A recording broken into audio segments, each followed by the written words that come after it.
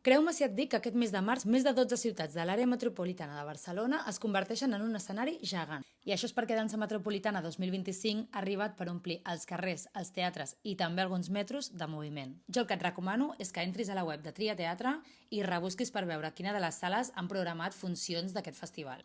Però jo ja m'avanço i te'n descobreixo algunes que no vull que et perdis. Comencem per l'Antic Teatre, que acull Inaudit, una peça d'Adrián Vega i Adriano Galante que explora la memòria invisible del nostre patrimoni. Ho fa a través de freqüències que l'oïda humana no pot percebre. Aquesta tinc moltíssimes ganes de veure-la al Teatre Aquitània a Pop.